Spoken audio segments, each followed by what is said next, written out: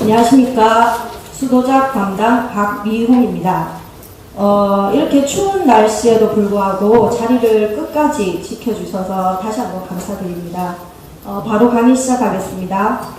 오늘 여러분들께서는 종자 보급 체계와 고품질 쌀 생산에 대해서 이해할 수 있게 되시고, 그리고 몇 가지 병해충 사례를 보시겠습니다. 요즘 일품벼 종자 때문에 많이 답답하시죠? 아닌가요? 네, 그래서 현장에서 몇 가지 목소리를 제가 한번 들어보았습니다. 지금은 산업표시를 보셨습니다. 쌀에 대해서 왜 이런 기피 현상이 있는지 농업이 좀 심하기 때문에 농가에서는 그리고 우선은 우리 지역에 이제 농협에서 이제 전국 수령하는 품종이 이제 일품하고 상당이니까 상당 쪽으로 좀 비율을 좀 높여주는 방안이 나왔고, 그리고 저희 기술적으로는 이제 비료 양을 조금 줄여주는 공익 두 가지 방법 정도 있습니다. 인터뷰 임해주셨다면 우리 정의훈 농업인을 모셨습니다. 안녕하세요. 이번에 일품벼 보급종이 상당히 종자가 부족한 것으로 저희들도 알고 있지만 실제 이제 농업인들이 느꼈을 때 어떤지. 50% 정도밖에 안 나왔으니까 나머지는 자가로 걸러야 네. 자가로? 그러면 종자 보유량이 어느 정도 지금 되어 있나요? 자가 최종한 양이? 항상 농업이나 일반 수량하는 거는 생각을 하다 보니까 우리도 식단이 다른 품종으로 바꾸기가 아직. 네, 감사합니다. 안녕하십니까. 오늘은 예천국의 권옥이 대표님을 모셨습니다. 어떻게 대처하고 있으신지 간단하게 저희가 좀 여쭤보겠습니다. 저희가 일품벼 보급이 예천에서 어떻게 하면 원활하게 해마다 종자 때문에 지금 이러니까 최종 단지가 좀 여기서 운영을 해주시면 좋겠습니다. 네. 소중한 의견 감사합니다. 네. 자, 이렇게 현장에서 많은 얘기를 들어보았는데요. 답답하신 마음을 속 시원히 설명을 이 자리에서 해드리도록 하겠습니다. 먼저 종자 보급 체계부터 설명을 드리겠습니다. 국립식량과학원에서 육성된 품종이 있습니다. 그러면 이 품종을 안전하고 균일하게 도농업기술원과 도농업자원관리원에서 증식을 하게 되는 것입니다. 이 종자를 우리는 원종이라고 하죠. 이 원종을 일반 농가에 보급하기 위해서 국립종자원에서는 최종단지를 형성하게 되고, 그 최종단지에서 생산된 종자를 일반 농가에 보급하게 되는 것입니다. 이것을 바로 보급종이라고 하죠. 농업기술센터에서는 이 보급종의 신청을 받고, 그리고 여러분들께 보급하는 역할을 하는 것입니다. 자, 9월이면 농가의 수요 조사를 저희가 도농업기술원에 제출하게 됩니다. 그러면 도에서는 그 해의 공급량을 결정하게 되고 11월 무렵에 농협에 먼저 우선 공급 신청을 받게 됩니다. 그리고 그 잔량에 대해서 일반 농가의 공급 신청을 받게 되는데요. 이때 농업기술센터를 통해서 하게 되는 것이죠. 그런데 그래서 이듬해 3월에 농협으로 계약 체결하는 농가와 일반 농가가 공급을 받게 되는 것입니다. 올해 일품벼 종자가 수요량의 한 50%밖에 공급이 되지 않았죠. 그래서 우리 농업기술센터에서는 어떤 역할을 했을까요? 자, 일단 먼저 파시군센터와 연결을 하여 부족한 일품벼와 남는 품종의 벼를 서로 물물 교환하는 방식으로 약 일품벼를 1톤 가량을 공수해 왔습니다. 그리고 도농업기술원에 연결을 해서 도의 유보 물량 중에서 일품벼 8톤 중에서 5톤이나 예천으로 끌어왔습니다. 그렇지만 공급량을 메꾸기에는 턱없이 부족한 양이죠. 그래서 우리는 일반 농가와 최종 단지를 연결을 시켜서 부족한 양을 서로 자율교환하게끔 지원을 하였던 것입니다. 그래서 전체 50%의 공급 중에서 약 70%까지 끌어올렸는데요. 그렇다고 해도 수요량의 100%를 만족하지는 못했습니다. 자, 공급량 자체가 위에서 적게 내려왔기 때문인데요. 그 이유는 무엇일까요? 자, 바로 생육 후기 때 일조량이 부족했기 때문에 일품벼 공급이 감소됐던 것입니다. 그리고 공익종자원에서 정선 수율을 85%로 강화함으로써 올해 총 283톤의 일품벼가 감소했던 것이죠. 자, 그렇다면 우리는 앞으로 어떻게 대처를 해야 할까요? 자, 먼저 보급종을 그 해에 다 소진하지 마시고 2년 1기로 자가체종을 해야 한다는 것입니다. 자, 또 하나는 우리 지역의 체종단지를 적극적으로 활용하는 것입니다. 올해부터 군수 공약상으로 우량종자 생산단지가 조성이 되게 되면 체종단지가 더 활성화될 겁니다. 그러면 그 체종단지를 적극적으로 우리가 활용할 수 있고 보급종에 대한 걱정은 어느 정도 해소가 되겠죠. 자, 두 번째는 고품질 쌀 생산으로 바르게 전향하는 것입니다. 상강벼로 품종을 전환하는 방법도 있는데요. 고품질 벼에 대해서 잠깐 얘기를 드리도록 하겠습니다. 자, 고품질 벼 품종은 이런 것들이 나열이 되어 있는데요. 아까도 조금 수업을 들으셨겠지만 우리 지역에 보급되는 것은 상광, 분광, 하이아미 이런 것들이 있습니다. 자, 그리고 실제로 타 시군에서도 이미 최고품질 벼 품종으로 대처를 하고 있고요. 그리고 경상도죠. 경주에서도 얼마 전에는 일품벼를 상강으로 공공비축미를 교체를 했습니다. 어쨌든 결론은 고품질 벼가 재배 면적이 점차 증가하고 있다는 것은 틀림없는 사실입니다. 자, 그런데 우리 상경벼에 대한 인식이 그렇게 좋지는 않죠. 그 이유가 무엇일까요?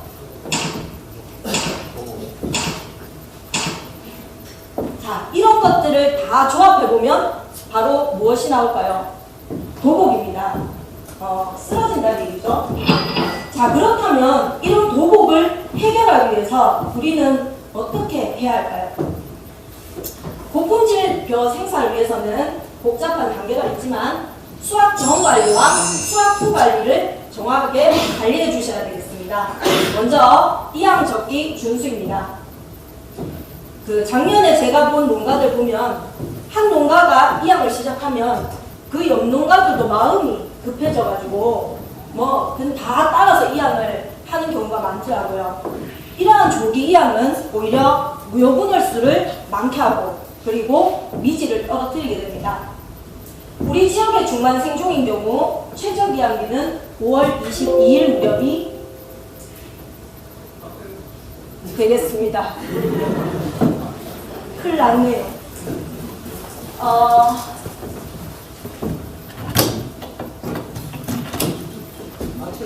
마치란 뜻인가요? 하지 말까요? 뒤에 더 좋은 게 많습니다.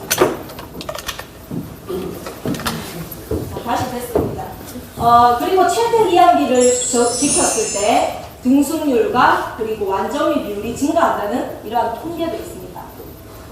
자, 다음은 가장 중요한 거죠. 적정 시비 준수입니다.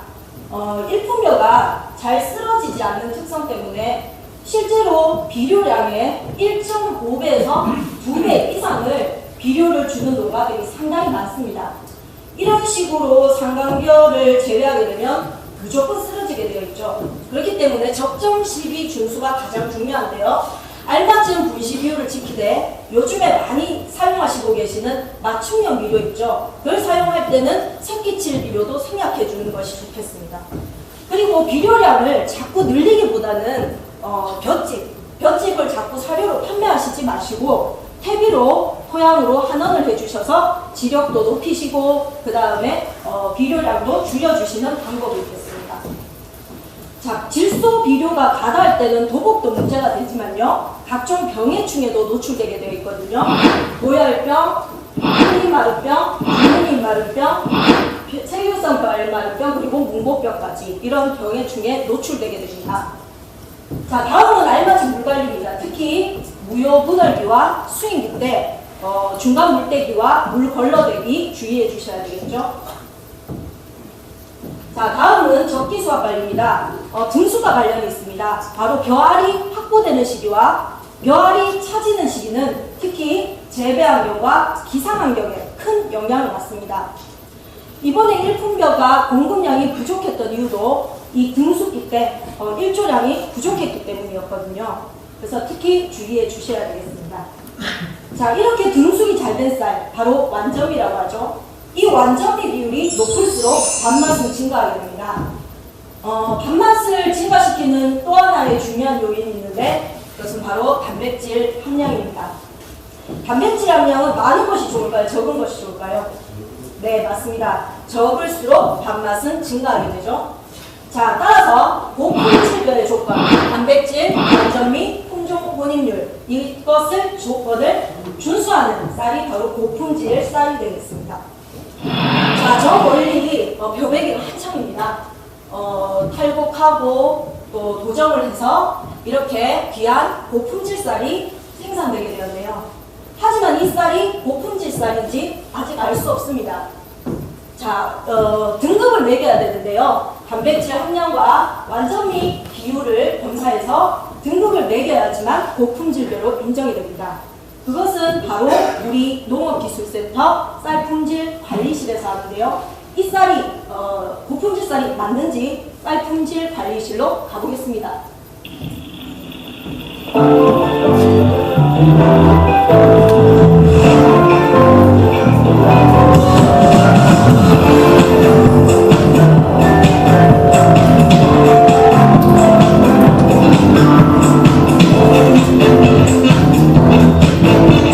고품질 쌀이냐?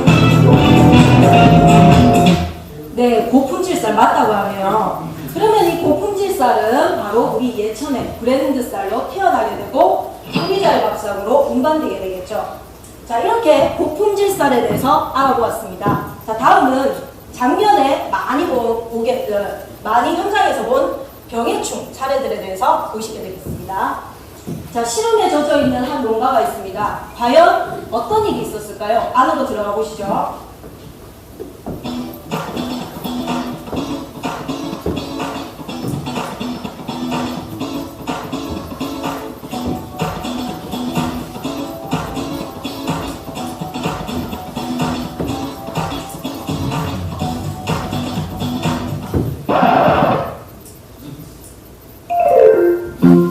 가장 많은 피해 사례입니다. 바로 제초제 치셨죠? 아니 풀약 쳤다. 이걸로 훈훈한 마무리를 했습니다. 풀약이 제초제죠. 제초제 피해는 좀 더 심각한 사례도 있습니다. 자, 이 농가는 비닐하우스를 몇 년간 하다 농동사를 한 첫 해의 피해 모습입니다. 상당히 심각합니다. 지력이 약해진 데다가 제초제 피해까지 겹쳐서 이렇게 심각한 사례가 나오게 되었습니다. 뿌리 생육도 아주 불량하죠. 자, 이렇게 심각한 사례도 있고요. 오른쪽 농가는 제초제와 노열병을 헷갈렸던 농가입니다. 어디가 제초제 피해일까요? 그렇죠. 다들 잘 아시죠? 자, 조금 더 확대해보면 이게 바로 제초제 피해. 그리고 요것은 바로 노열병이 되겠습니다. 혹시 이 구별이 잘 안 된다, 걱정하지 마십시오. 저희한테 전화 주시면 가서 구별해 드리겠습니다. 자, 그런데 이 제초제 피해는 막는 방법이 알맞은 시기와 양을 지키는 것입니다. 그리고 무엇보다 중요한 게 물 관리가 되겠는데요. 특히 이양 초기에 녹물을 말리시는 경우가 있어요. 그러면은 이 제초제 성분이 뿌리로 바로 흡수가 되게 됩니다. 그래서 피해가 상당해지는데요. 따라서 이양 초기에는 녹물을 절대 말리지 말 것 꼭 기억해 주십시오. 자, 다음은 두 번째 피해 사례입니다. 이것은 요즘 많이 나타나고 있는 피해 사례라 가지고 꼭 눈여겨보셔야 되겠습니다.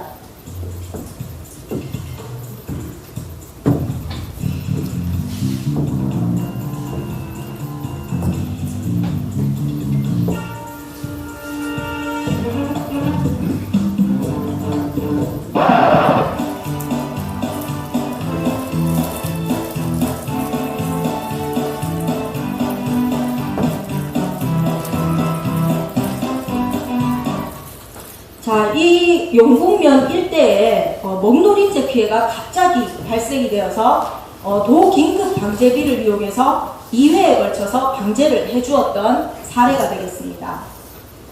자, 다음 마무리로 들어가겠습니다. 오늘 그 수업을 너무 잘 경청해 주셔가지고 다 맞추실 수 있을 것 같아요.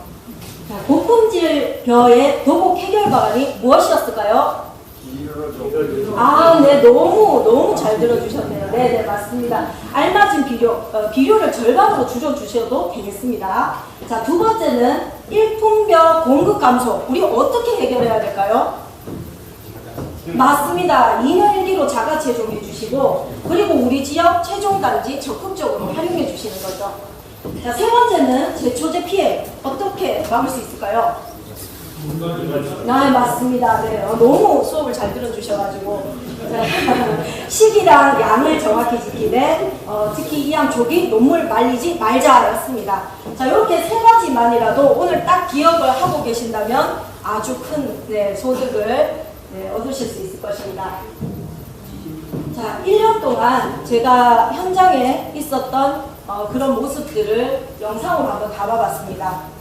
제 옆에 항상 이렇게 농업인 분들이 함께 계셨더라고요. 반대로 제가 농업인 분들이 필요로 할 때 과연 곁에 있어 드릴 수 있었는지 다시 한번 반성이 됐습니다. 올해는 필요할 때 언제든 곁에서 든든히 지켜드릴 수 있는 농업기술센터가 될 것을 약속드리며 올 한 해 농사도 대박나시기 바랍니다. 자, 들어주셔서 감사합니다. 참 제가 눈물이 나네요. 아주 감동적인 인사였고요. 지금 신양